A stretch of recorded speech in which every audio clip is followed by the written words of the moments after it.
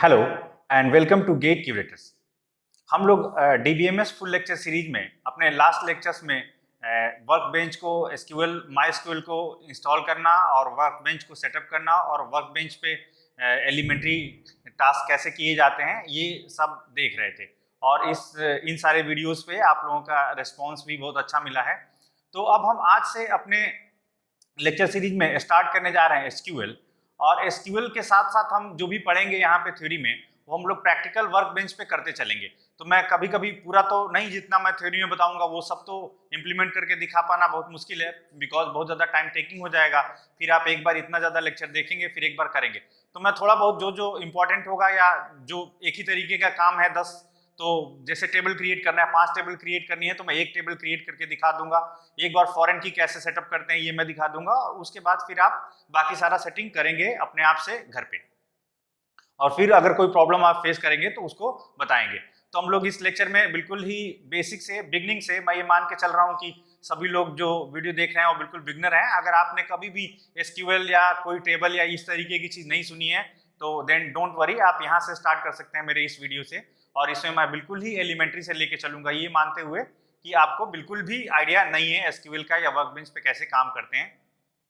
और थोड़ा बहुत अगर आपको आइडिया लेना है तो मेरे दो पिछले जो वीडियो हैं इसके जस्ट पहले वाले लेक्चर में वो आप देख सकते हैं डिटेल के लिए। तो इस लेक्चर में हम लोग बात करेंगे सबसे पहले एसक्यूएल के फैक्ट्स की, हिस्ट्री की और किस किस तरीके से डेवलप हुआ।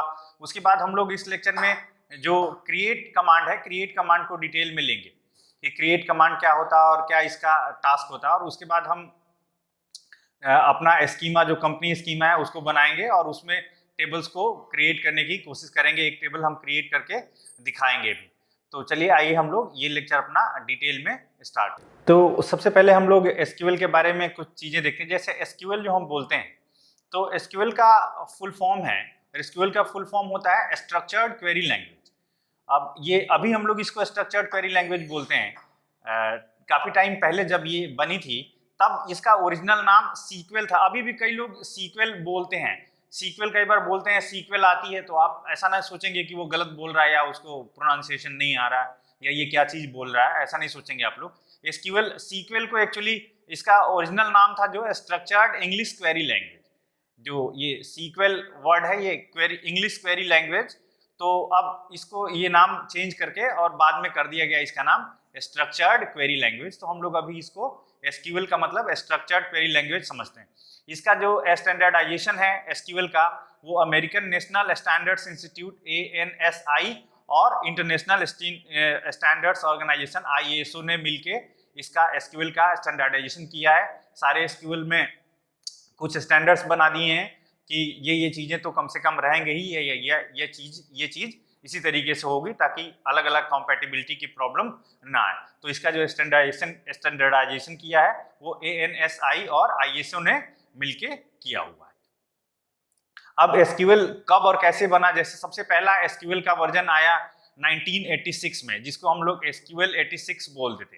पहली बार इसको एसक्यूएल 86 या इसका नाम था एसक्यूएल 1, ये एसक्यूएल पहली बार इंप्लीमेंट हुआ। ये एसक्यूएल जो ओरिजिनली था ये IBM का प्रोजेक्ट था, IBM की लैब में डेवलप हुआ था। तो शुरुआत में IBM के अंडर गाइडेंस में ये एसक्यूएल डेवलप हुआ था एज अ प्रोजेक्ट, और फिर वहां से लैंग्वेज की तरह इवोल्यूशन हुआ इसका, और इस तरीके से आज हम लोग इसका इतना प्यूरिफाइड फॉर्म देख रहे हैं।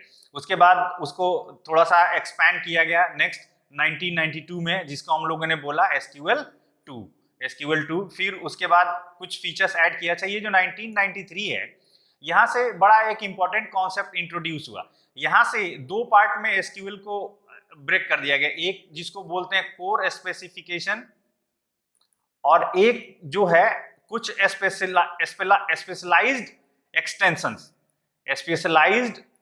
एक्सटेंशंस उसको बोला गया। तो इसमें क्या होता है, जैसे कोर जो स्पेशलाइजेशन है, कोर स्पेशलाइजेशन में हर वो चीज जो बेसिक है या एक पर्टिकुलर डेटाबेस बनाने के लिए या एलिमेंट्री टास्क को परफॉर्म करने के लिए जितनी चीजें चाहिए ही चाहिए हर पैकेज में रहेंगी, उसको अलग कर दिया गया। उसके बाद कुछ स्पेशलाइज्ड एक्सटेंशन बना दिए गए कि इनको अगर आपको चाहिए तो वो अलग से लेना पड़ता था, जिस भी तरीके से चाहे वो परचेज करने, चाहे आप वो लाइसेंस ले आए, जिस भी तरीके से उसको अलग से लेना पड़ता था। वो पैकेज में इंक्लूड नहीं था, बट वो पैकेज को सपोर्ट करता था। जब आप अलग से उसको ले लेते थे तो उस पैकेज में वो इंक्लूड हो जाता था। उसके बाद नेक्स्ट एसक्यूएल 2003, ये वो जमाना था जब ऑब्जेक्ट ओरिएंटेड प्रोग्रामिंग बहुत पीक पे थी। जावा को ही कंप्यूटर्स का फ्यूचर बोला जा रहा था, और इस तरीके से जैसे आज की डेट में एआई और मशीन लर्निंग का बहुत ज्यादा बूम है, उस टाइम पे 90s के एंड में और 2000 के स्टार्टिंग एरा में ये जावा का बहुत ज्यादा बूम था। हर चीज जावा और डॉटनेट के फॉर्म में चलती थी, तो वो ऑब्जेक्ट ओरिएंटेड कॉन्सेप्ट्स पे बेस्ड थे।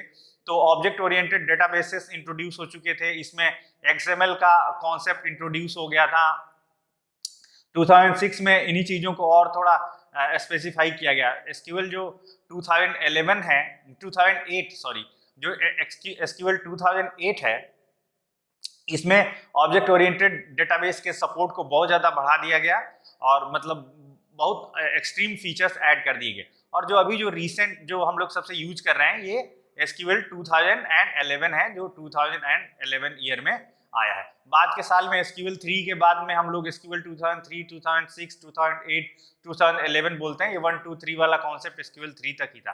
तो ये कुछ इंपॉर्टेंट फैक्ट्स थे, हिस्ट्री थी एसक्यूएल के बारे में, जो कि हमें जानना चाहिए। फर्दर मैं इसकी डिटेल्स अगर आपको बहुत ज्यादा चाहिए तो मैं इसमें अपने नोट्स में, जो इस वीडियो के डिस्क्रिप्शन में नोट्स का जो लिंक मैं डालूंगा, उस नोट्स के लिंक में मैं और डिटेल में दे दूंगा, वहां से आप पढ़ सकते हैं इन चीजों को। यहाँ थोड़ा सा ये बेस बना लेने से अच्छा रहता है, इसलिए हमने ये ग्राउंड बनाने के लिए ले लिया। अब हम लोग आगे बढ़ते हैं। जैसे जो एसक्यूएल है वो एक कॉम्प्रिहेंसिव डेटाबेस लैंग्वेज बोला जाता है एसक्यूएल को। अगर आपको याद हो, मैंने शुरुआत में बताया था कि डेटाबेस लैंग्वेजेज में, वहां पे मैंने बताया था आपको DDL, data definition language, VDL, SDL, ये सारे का हमने स्कीमा को कैसे डिजाइन किया जाता है, क्रिएट किया जाता है, तो ये सारे का डिस्कशन हमने किया था जब हम इनिशियल स्कीमा डिजाइन पढ़ा रहे थे।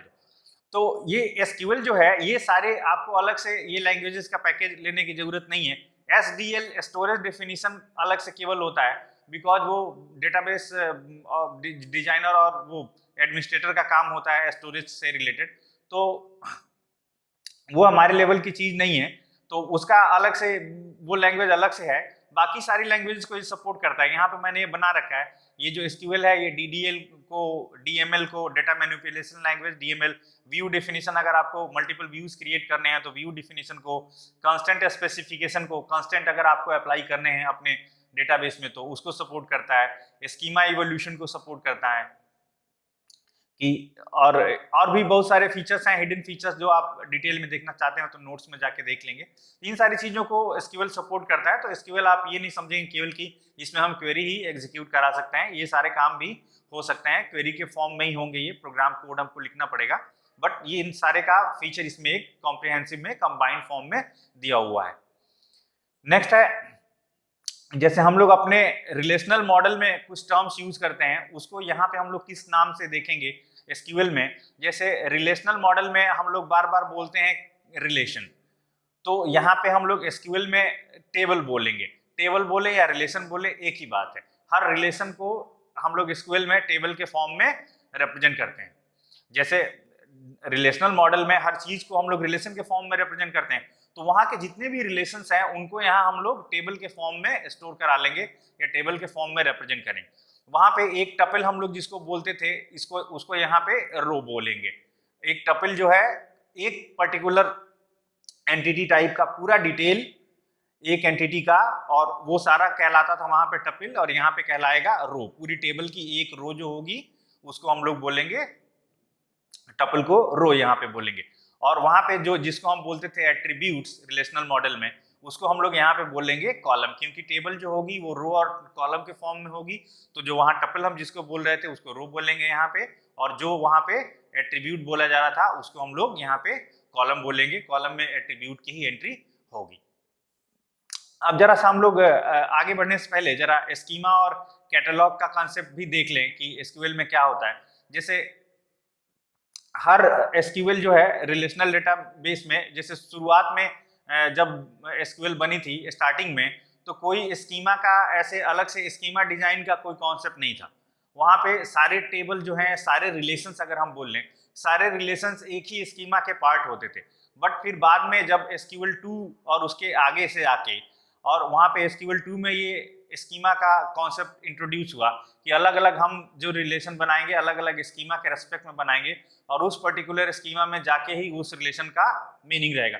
अदरवाइज पहले के एसक्यूएल में क्या होता था कि आप एक टेबल, एक रिलेशन आपने बना दिया एक नाम से, तो फिर आप आपके उसी डेटाबेस का हो या ना हो, आप कभी भी सेम ही नाम का टेबल नहीं बना सकते थे। बट अभी हम लोग अलग अलग स्कीमा में सेम नाम की टेबल्स क्रिएट कर सकते हैं, ये बिकॉज स्कीमा अलग अलग है। तो ये एसक्यूएल जो 2 था, जो 1992 में आया था, इवॉल्व हुआ था, उसमें से उसके बाद से ये चीजें हम लोग ऐड करते हैं, उसमें भी ऐड था, वहां से स्टार्ट हुआ था, ऐसे starting with SQL 2।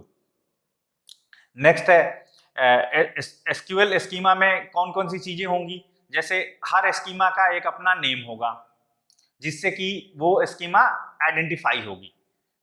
Schema identify होगी नेम से, जैसे स्कीमा नेम कंपनी जो हम लोग बना रहे हैं वो अपना स्कीमा का नेम है।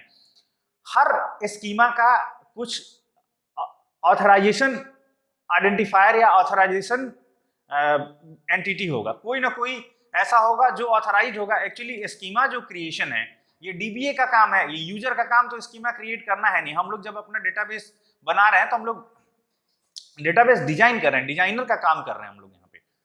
तो जो ऑथराइजेशन है, जैसे कोई स्कीमा है उसका ऑथराइज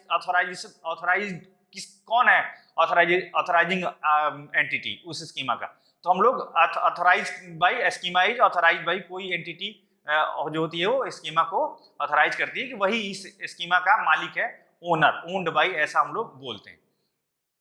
नेक्स्ट है डिस्क्रिप्टर्स।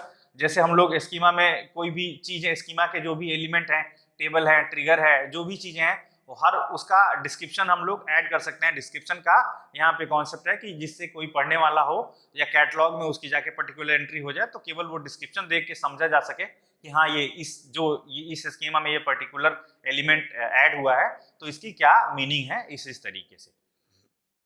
नेक्स्ट कैटलॉग का, कि हर स्कीमा में एक कैटलॉग होगी। कैटलॉग का मतलब ये है कि नेम्ड कलेक्शन ऑफ स्कीमा, जितनी भी स्कीमाज हैं आपके डेटाबेस में, जैसे 25 स्कीमा आपने बना रखी है तो सारे स्कीमा का कलेक्शन एक जगह होगा और फिर उस स्कीमा में उसके अंदर के जो भी स्पेसिफिकेशंस हैं उन सबको हम लोग रखेंगे।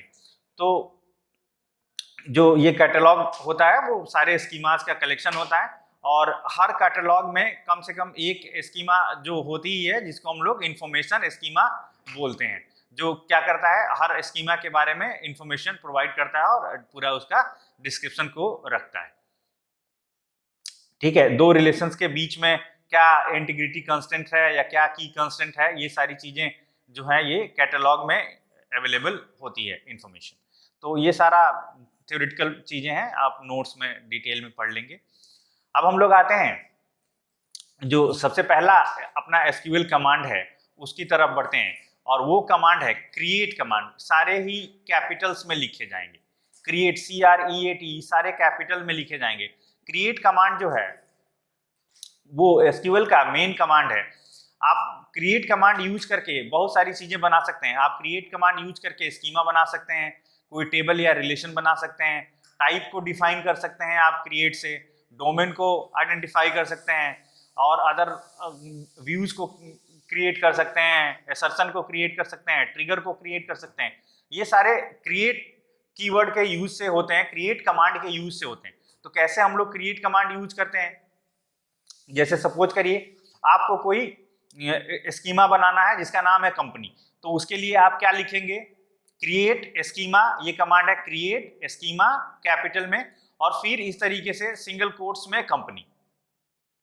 अभी मैं आपको करके दिखाता हूं।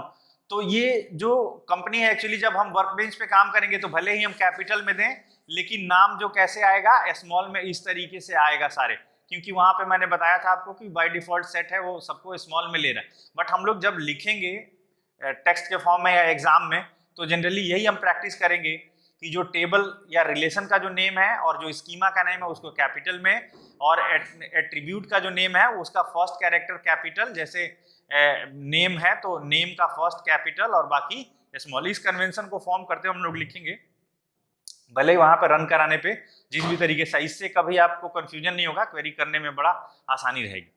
अगर आपको कोई ऑथराइजेशन, इतना ही लिखते ही बस कंपनी नाम का स्कीमा जो है वो क्रिएट हो गया। अगर आपको कोई कंपनी स्कीमा क्रिएट करना है और किसी को ऑथराइजर उसका बनाना है, ऑथराइजेशन उसको देना है किसी को, तो आप लिखेंगे क्रिएट स्कीमा कंपनी, यहाँ पे नेम और ऑथराइजेशन ये कीवर्ड, और उसके बाद आप जिसको भी, जहाँ पे जे स्मिथ को ऑथराइजेशन बनाया गया तो सिंगल कोट्स में आप लिख देंगे जे स्मिथ। अच्छा, एक बात ध्यान रहे, कोई भी एसक्यूएल कमांड जो होता है वो हमेशा सेमी कॉलन से टर्मिनेट होगा, जैसे आपके सी लैंग्वेज में होता था कि जैसे कोई कमांड या कोई स्टेटमेंट जब हम टर्मिनेट कराते हैं तो लास्ट में सेमी कॉलन ऐड करते हैं, वैसे भी यहाँ पे एक स्टेटमेंट जब खत्म होता है तो उसके बाद सेमी कॉलन से ही वो खत्म होता है। उसके बाद आपको अगर टेबल क्रिएट करना है क्रिएट यूज करके, तो आप लोग ऐसे लिखेंगे क्रिएट टेबल एम्प्लॉय। उसके बाद अगर आप, जैसे अब यहाँ पे दो चीजें लिखी हैं, एक तो हमने लिखा है क्रिएट टेबल एम्प्लॉय और एक लिखा है क्रिएट टेबल कंपनी। जैसे अब अगर आपने एक्सप्लिसिटली सेट कर दिया है कंपनी, जैसे हमने बोला था ना उस दिन की डबल क्लिक करके कंपनी स्कीमा में आ जाइए, वो यहाँ पे वर्कबेंच में बार बार वो बाय डिफॉल्ट डॉट करके लेता है, बट आप अगर एक्सप्लिसिटली एनवायरनमेंट सेट कर देते हैं उस स्कीमा का तो आपको बार बार स्कीमा का नाम लिखने की जरूरत नहीं है। और हम लोग जब लिखेंगे अपने कॉपी में क्वेरी या पढ़ेंगे तो कभी भी हम लोग इस फॉर्म में नहीं लिखेंगे, ये हर में इम्प्लिसिट है और हर स्टेटमेंट में यहाँ पे स्कीमा का नाम लिख रहे हैं। जैसे क्रिएट टेबल, एक टेबल हम बना रहे हैं किस स्कीमा में, कंपनी स्कीमा में, तो हर बार इम्प्लिसिटली हम नेम यहाँ पे दे रहे हैं और यहाँ पे एक्सप्लिसिट हमने एनवायरनमेंट सेट कर दिया है, और जो भी टेबल ये बाय डिफॉल्ट हमें पता है कि ये एम्प्लॉय टेबल जो बन रही है कंपनी स्कीमा में बन रही है। तो जब भी हम लोग लिखेंगे ज्यादा ज्यादा प्रैक्टिस करेंगे कि इसी फॉर्म में लिखें, हम लोग बार बार जनरली स्कीमा का नाम ओमिट करेंगे। अदरवाइज यहाँ पर जब आप वर्कबेंच में काम करेंगे वहां पे तो इसी तरीके से हर बार दिखाएगा कि आप, बिकॉज वहां पे हम डबल क्लिक करके और उस स्कीमा में जा रहे हैं, तो जब आप उस स्कीमा में गए कोई टेबल क्रिएट करेंगे या कुछ भी करेंगे तो वो बाय डिफॉल्ट स्कीमा का नाम ऐड करते ही जाता है। तो यहाँ पे इस तरीके से चलता है, बट आप ये जान लीजिए कि आप अगर कहीं पे किसी ने लिख दिया है क्रिएट टेबल और एम्प्लॉय तो वो भी गलत नहीं है, इसका मतलब ये है कि वो एक्सप्लिसिटली वहां पे स्कीमा सेट है और उसी स्कीमा का ये टेबल है।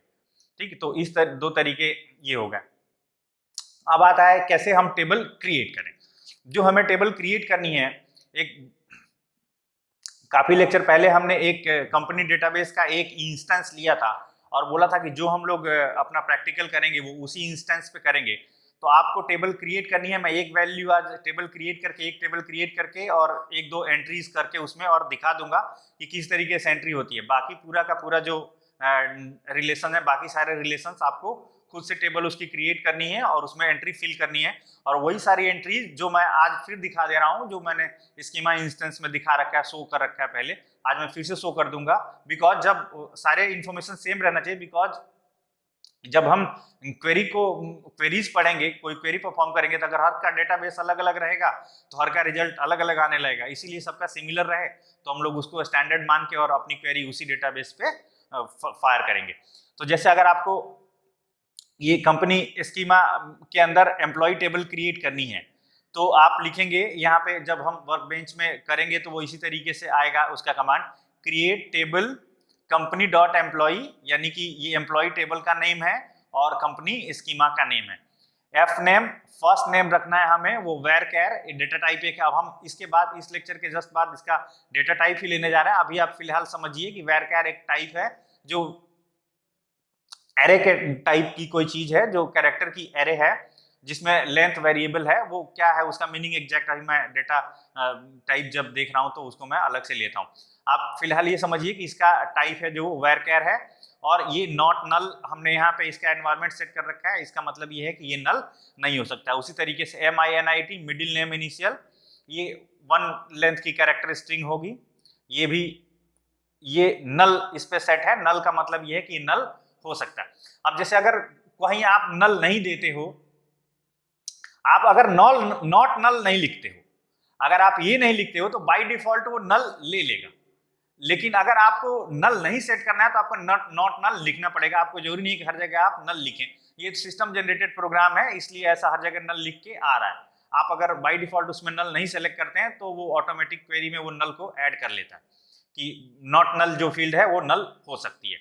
तो इसी तरीके से एल नेम है और ये एसएसएन है, बी डेट है, address, sex, salary, super SSN, DNO, और यहाँ पे हमने इस पूरे टेबल का प्राइमरी की सेट कर रखा है एसएसएन को। कैसे करेंगे वर्कबेंच में अभी हम लोग देखते हैं प्राइमरी की कैसे सेट करते हैं। ये वो इंस्टेंस है जिसको आपको फिल करना है पूरी की पूरी। ये एंट्रीज आप अपने डेटाबेस में इसी तरीके से एग्जैक्ट बना लेंगे कि क्वेरी का रिजल्ट सबका आइडेंटिकल है। जो मैं क्वेरी बताऊं उसका सबका रिजल्ट आइडेंटिकल है, अलग अलग अदरवाइज अलग अलग रिजल्ट आएगा और आप परेशान होंगे फालतू में। सिमिलरली जो क्रिएट, ये तो हमने एम्प्लॉय का दिखा दिया कंपनी स्कीमा में। अब आपको अगर डिपार्टमेंट टेबल क्रिएट करनी है तो आप डिपार्टमेंट टेबल क्रिएट करेंगे, ये उसके कॉन्स्टिट्यूएंट हैं। इसी जो आप जो एट्रीब्यूट्स को देंगे या कॉलम्स को क्रिएट करेंगे वो इसी सीक्वेंस में करेंगे, D name, D number, MGR, इसी ताकि सबका आइडेंटिकल रहे। हमको पता है कि हम लोग कॉलम की सफलिंग नहीं कर सकते हैं बिकॉज इसी सीक्वेंस में हमको एंट्रीज करनी रहती है और उसमें ये टेबल जब क्रिएट हो जाए तो ये डेटा आपको फिल करना है, ये इंस्टेंस फिल करना है। सिमिलरली आपको डिपार्टमेंट लोकेशंस क्रिएट करना है इस तरीके से, ये दिया हुआ है सीक्वेंस, इसी सीक्वेंस में इसी ऑर्डर में, और उसमें ये सारी वैल्यूज आपको इंसर्ट करनी है। यहाँ पे हम लोग प्रोजेक्ट टेबल या प्रोजेक्ट रिलेशन क्रिएट करेंगे और उसमें ये इंस्टेंसेस हम लोग उसमें रख देंगे। सिमिलरली वर्क्स ऑन रिलेशन हम लोग क्रिएट करेंगे और इस ऑर्डर में सारी चीजें, और यहाँ पे हम लोग ये सारे इंस्टेंसेस को उसमें फिल कर लेंगे। सिमिलरली हम लोग यहाँ पे डिपेंडेंट टेबल को क्रिएट करेंगे और उसमें इसी सीक्वेंस में, और उसमें हम लोग ये एंट्रीज फिल कर लेंगे जो यहाँ पे दिखाई दे रहा है। अब चलिए अब ये जो चीजें हमें बतानी थी ये सारी चीजें हो गई। ये पूरा हमारा कंपनी जो स्कीमा है उसमें इतने ही रिलेशन है और इतने ये इंस्टेंसेस हैं, इन्हीं पे हमें काम करना है। अब जरा एक चीज हम देख लें कि यहाँ पे देखिए ये दिखा रहा है कि प्राइमरी की एसएसएन, डिपेंडेंट नेम, और फॉरेन की ईएसएसएन, रेफरेंसेस, एम्प्लॉय एसएसएन। अब जब आप अभी इनिशियल में क्रिएट करेंगे, मैं क्रिएट करके दिखा रहा हूँ, जब आप जैसे टेबल क्रिएट नहीं हुई है कोई टेबल और अगर आप उसको रेफर कर देंगे, किसी को फॉरेन की बना देंगे, तो वो तुरंत बताएगा कि डीडीएल में ये प्रॉब्लम है, ये पर्टिकुलर टेबल एग्जिस्ट नहीं करती है। तो स्टार्टिंग में हम लोग क्या करेंगे कि बिना फॉरेन की के टेबल क्रिएट कर लेंगे। जब सारी टेबल क्रिएट हो जाएंगी तब हम लोग जाके ऑल्टर कमांड होता है जो किसी एग्जिस्टिंग टेबल को अल्टर करने के लिए, एडिट करने के लिए, तो हम लोग अल्टर कमांड यूज करते हुए, ये भी कैपिटल में ही होता है, ठीक है। तो अल्टर कमांड को यूज करके टेबल को अल्टर कर लेंगे, वहां पे हम लोग फॉरेन की सेट कर देंगे। तो शुरुआत में जब एग्जिस्ट नहीं कर रही टेबल तो फॉरेन की को सेट करना मुश्किल है। तो अब आइए हम लोग जरा सा देख लें कैसे क्रिएट होगा टेबल। एक ये हमने ओपन कर रखा है, ओपन करना, पासवर्ड देना, ये सब आप लोगों को आता है। हमारे इसमें कंपनी स्कीमा कैसे क्रिएट होता है ये उस दिन हमने क्रिएट किया था, वही कंपनी स्कीमा यहाँ पे ऑलरेडी क्रिएटेड है। अब हम लोग इस कंपनी स्कीमा पे आप डबल क्लिक कर लें तो यानी कि ये सेलेक्ट हो गया। जो भी अब आप टेबल क्रिएट करेंगे वो कंपनी स्कीमा में ही टेबल क्रिएट होगी बाय डिफॉल्ट। तो अब आपको टेबल क्रिएट करना है तो आप यहाँ पे जाइए, क्रिएट न्यू टेबल, और इस पर क्लिक कर दीजिए सिंपली। तो देखिए ये टेबल जो क्रिएट होगी ये कहाँ पे क्रिएट होगी, ये कंपनी स्कीमा में टेबल ये क्रिएट होगी। टेबल का नाम आपको देना है क्या, टेबल का नेम आपको देना है एम्प्लॉय। सपोज करिए हम एम्प्लॉय टेबल क्रिएट कर रहे हैं, एम्प्लॉय टेबल क्रिएट कर रहे हैं, एम्प्लॉय कंपनी का एम्प्लॉय टेबल क्रिएट हो गया। अब इसमें हमें कौन कौन से कॉलम्स बनाने हैं, जिस ऑर्डर में हम उसी ऑर्डर में रखेंगे जिस ऑर्डर में अभी हमने शो किया है। तो कॉलम का नेम हम यहाँ पे देना चालू करते हैं। सबसे पहले क्या था, सबसे पहले है एफ नेम, एफ कैपिटल हम रखेंगे, एफ नेम, और इसका टाइप क्या है, इसका टाइप हमने दिया था फर्स्ट नेम का वैरकैर दिया था टाइप हमने इसका, और यहाँ पे आप लिख दीजिए 20 कैरेक्टर्स का वेरिएबल वाला स्ट्रिंग है, वैरकैर 20 हम लिख देते हैं। ये प्राइमरी की नहीं है लेकिन नॉट नल है, जो नेम है वो नॉट नल होगा, किसी का नेम नल हम नहीं रख सकते हैं। एफ नेम के बाद फिर क्या है, MINIT है, MINIT है मिडिल नेम इनिशियल, और ये क्या था, ये एक कैरेक्टर था सिंपल, ये कोई स्ट्रिंग नहीं है। तो आप इसमें से जाके और कैरेक्टर जहाँ पे है वहाँ पे ढूंढ के और इस तरीके से कैरेक्टर आप सेट कर दीजिए। चलिए ऐसा कैरेक्टर हम 1 कैरेक्टर का इसको बना देते हैं। चलिए ठीक है, इस तरीके से ये नल हो सकता है, तो हम लोग इसमें नॉट नल में क्लिक नहीं करेंगे। उसके बाद फिर क्या बनाना है हमें, एल नेम, लास्ट नेम बनाना है किसी का, तो एल नेम हमने रख लिया ऐसे इस तरीके से। और एल नेम अगेन ये varchar होगा, और इसकी भी लेंथ हम ज़्यादा बड़ा नहीं रखते हैं, 20 रखते हैं। और ये भी नॉट नल होगा, नल नहीं हो सकता है, किसी का लास्ट नेम भी होना चाहिए। उसके बाद एल नेम के बाद क्या है, SSN है, तो SSN नंबर। और SSN नंबर क्या है, ये एक varchar, ये एक कैरेक्टर स्ट्रिंग है। SSN जो है फिक्स्ड लेंथ की स्ट्रिंग होगी, ये वेरिएबल लेंथ की स्ट्रिंग नहीं होगी। तो एक कैरेक्टर स्ट्रिंग वाला आपको सेलेक्ट करना पड़ेगा यहाँ से जाके, जो ये है कैरेक्टर स्ट्रिंग, और कितने की, 9। हमेशा किसी के SSN नंबर में 9 कैरेक्टर ही होंगे। और जो ये है ये प्राइमरी की है, तो जैसे ही आपने प्राइमरी की सेलेक्ट किया, नॉट नल अपने आप सेलेक्ट हो गया कि प्राइमरी की है तो नल नहीं होगा।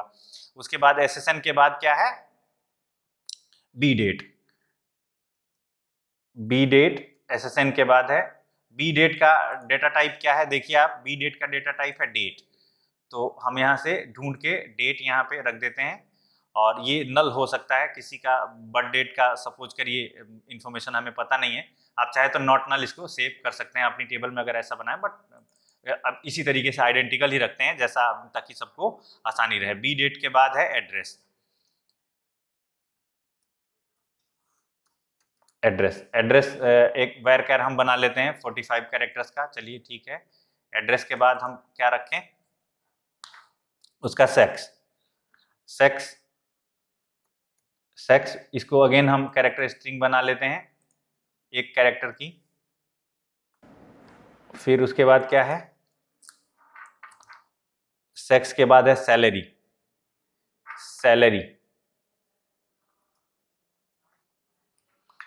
ये उसी सीक्वेंस में लिखना जरूरी है। सैलरी का डेटा टाइप है डेसिमल 10 2, इस तरीके से करके। अभी इसका क्या मीनिंग है हम लोग अभी डेटा टाइप जब देखते हैं तो डिटेल में बताएंगे। फिलहाल हमारा ये टारगेट है कि हम ऐसा बस केवल क्रिएट कर लें।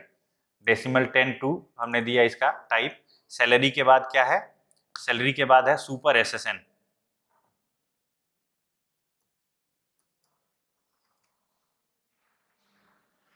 सुपर SSN और SSN का हमको डोमेन सेम रखना चाहिए उसको, क्योंकि ये आगे जाके उसको रेफर करने वाला है। तो अगर आप डिफरेंट कर देंगे तो आपको दिक्कत आने लगेगी।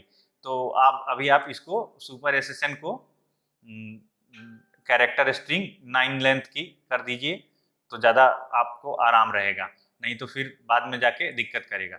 सुपर SSN प्राइमरी की नहीं है, फॉरेन की बनेगा तो ये नल हो सकता है, तो नॉट नल में हम क्लिक नहीं करेंगे। उसी तरीके से DNO हम बना लेते हैं, DNO ये किसी डिपार्टमेंट के नंबर को रिप्रेजेंट करेगा, और इसका टाइप इसमें दिया हुआ है इंटीजर, तो हम भी इंटीजर ही बना लेते हैं। DNO का टाइप जो है वो हम इंटीजर बना लेते हैं, चलिए 1 लेंथ में रख देते हैं हम, ठीक है। और ये जो डिपार्टमेंट नंबर है ये नल नहीं होगा, DNO जो है ये नल नहीं होगा, नॉट नल में हम इसको क्लिक कर लेते हैं। इतनी सारी चीजें बनाने के बाद इसका प्राइमरी की हमने सेट कर ही दिया है। अब आते हैं यहाँ पे, आइए जरा, या कॉलम इंडेक्सेस फॉरेन की सेट करने की कोशिश करते हैं, देखें क्या होता है। फॉरेन की का नेम हम बता देते हैं सुपर SSN, ये फॉरेन की होगा। रेफरेंस टेबल अब आपसे पूछ रहा है, तो रेफरेंस टेबल अगर आपने लिखा एम्प्लॉई, जैसे ही दिया वैसे ही यहाँ पे क्या आ गया, error getting DDL for object this table name employee company dot employee does not exist. ये टेबल एग्जिस्ट अभी तो हमने कोड लिख रहे हैं, अभी हम टेबल बनाए कहाँ हैं, तो अभी एग्जिस्ट नहीं कर रहा है, तो अभी आप इसका फॉरेन की सेट नहीं कर सकते हैं। तो हम अभी इसको फॉरेन की नहीं बना सकते हैं, अभी हम बिना फॉरेन की के काम चला रहे हैं, बाद में हम इसका फॉरेन की अल्टर कमांड यूज करके जैसा बताया वैसा हम सेट कर लेंगे। तो अभी हम इस पे आते हैं, इतनी सारी चीजें हमारी हो गई जो भी देना था हमें, अब और कुछ दे नहीं सकते। इस पे हम अप्लाई पे क्लिक करते हैं, जब आप लाइव पे क्लिक करेंगे तो वही वाली वार्निंग आ रही है यहाँ पे कि वो जो हमने यहाँ पे एम्प्लॉय टेबल का नेम जो दे रखा है, देखिए कैपिटल में दे रखा है, कैपिटल में नहीं लेगा, ये स्मॉल में ही लेगा, वही वार्निंग है। उसके बाद अब ये आ गया, यही वो कमांड है जो मैंने आपको पीपीटी में दिखाया था। अगर आप इसमें वर्कबेंच में काम न कर रहे होते, आप कहीं कमांड लाइन में या सेल में काम करेंगे, तो आपको यही कमांड इसी तरीके से एग्जैक्टली लिखनी पड़ेगी। यहाँ पे हमारे लिए सिस्टम लिख के दे रहा है, तो यही वो क्वेरी है पूरा का पूरा। ऐसे अगर आपको एम्प्लॉय टेबल क्रिएट करनी है कंपनी स्कीमा में, तो ये सारी चीजें आपको लिखनी पड़ेंगी। तो हम यहाँ पे लिख ले रहे हैं, इसको फिनिश कर दे रहे हैं। जैसे ये फिनिश हुआ, फिनिश, अब हमारे इसमें टेबल्स में जाके यहाँ पे चेक करिए तो एम्प्लॉय टेबल शो करने लगा। अब आप यहाँ पे इस टेबल पे जो ये बनी है छोटी वाली टेबल का सिंबल, इस पे अगर आप क्लिक करेंगे तो इसका मतलब होता है सेलेक्ट स्टार फ्रॉम टेबल। जितनी भी एंट्रीज अब होनी है आप कर सकते हैं यहाँ से। यहाँ पे जाइए सिंपल और एंट्रीज आप करना चालू करिए। एफ नेम वहाँ से देख देख के जो भी हमने आपको शो किया था वो सारी एंट्रीज आप फिल कर लीजिए। हम अभी बाद में कभी कर लेंगे, अब वीडियो को एक्सटेंड करने का कोई मतलब है नहीं। तो अभी हम लोगों ने इस लेक्चर में देखा एसक्यूएल का इंट्रोडक्शन और कैसे हम लोग क्रिएट कमांड एग्जीक्यूट होती है। अब आप सबका ये काम है कि आज ही जब ये वीडियो आप देखें उसके बाद ये सारे कमांड्स का यूज करते हुए वो सारा पूरा कंपनी स्कीमा क्रिएट कर लें, सारी डेटाबेस टेबल्स क्रिएट कर लें और वो सारी वैल्यूज को आप उसमें फिल कर लें, ताकि जब हम क्वेरी करें तो आपको क्वेरी का वही आइडेंटिकल रिजल्ट आए। तो अब तो आपको लग ही गया होगा कि हाँ कितना यूजफुल ये चैनल है। तो अगर अभी तक आपने चैनल को सब्सक्राइब नहीं किया है तो चैनल को सब्सक्राइब करिए, शेयर करिए ज़्यादा से ज़्यादा लोगों के बीच, लाइक करिए, कमेंट करिए। तो अभी हम रखते हैं फिलहाल इस लेक्चर में इतना ही। जल्दी मिलते हैं अगले लेक्चर में। अब हम एलिमेंट्री डेटा टाइप्स और कुछ और स्टेटमेंट्स के साथ, तब तक के लिए बाय।